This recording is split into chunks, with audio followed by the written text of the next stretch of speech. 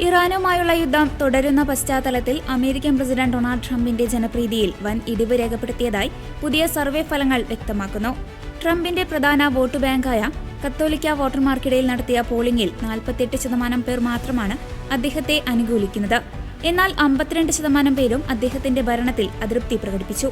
Shah and co റിസർച്ചും beacon റിസർച്ചും സംയുക്തമായി നടത്തിയ ഈ സർവേയിൽ 40% കത്തോലിക്കരും ട്രംപിന്റെ നടപടികളെ ശക്തമായി എതിർക്കുന്നതായാണ് കാണുന്നത്. 2024 55% കത്തോലിക്ക വോട്ടുകളുടെ പിന്തുണയോടെ വിജയിച്ച ട്രംപിനെ ഈ ഇടിവ് വലിയ രാഷ്ട്രീയ തിരിച്ചടിയാണ്. യുദ്ധത്തിന് പകരം നയതന്ത്രപാത സ്വീകരിക്കണമെന്ന് വത്തിക്കാനും കത്തോലിക്ക ബിഷപ്പുമാരും ട്രംപിനോട് ആവർത്തിച്ച് ആവശ്യപ്പെട്ടിരുന്നു. ഇറാൻ വിഷയത്തിൽ ട്രംപിന്റെ നിലപാടുകളെ 60% കത്തോലിക്കരും തള്ളിക്കളയുകയാണ്. സൈനിക നടപടിയിലൂടെ സമാധാനം കൊണ്ടുവരാനാകുമെന്ന് കേവലം 45% പേർ മാത്രമാണ് വിശ്വസിക്കുന്നത്. എങ്കിലും ഇറാന്റെ ആണവ മോഹങ്ങളെയും ഭീകരവാദത്തോടുള്ള സമീപനത്തെയും കത്തോലിക്ക സമൂഹം ഗൗരവത്തോടെയാണ് കാണുന്നത്. സർവേയിൽ പങ്കെടുത്ത 74% പേരും ഇറാൻ ആണവായുധം കൈക്കലാക്കുന്നതിൽ ആശങ്ക പ്രകടിപ്പിച്ചു.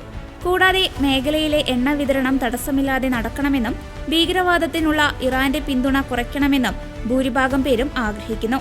ചുരുക്കത്തിൽ ഇറാന്റെ ഭീഷണികളെ നേരിടണം എന്ന കാര്യത്തിൽ യോജിപ്പുണ്ടെങ്കിലും ട്രംപ് സ്വീകരിക്കുന്ന യുദ്ധമെന്ന മാർഗത്തോടാണ് കത്തോലിക്ക സമൂഹം യോജിക്കുന്നത്. പൊതുസമൂഹത്തിനിടയിലെ ട്രംപിന്റെ മൊത്തത്തിലുള്ള ജനപ്രീതി 41% കുറഞ്ഞതും വരാനിരിക്കുന്ന ദിവസങ്ങളിൽ അദ്ദേഹത്തിന് വെല്ലുവിളിയാകും.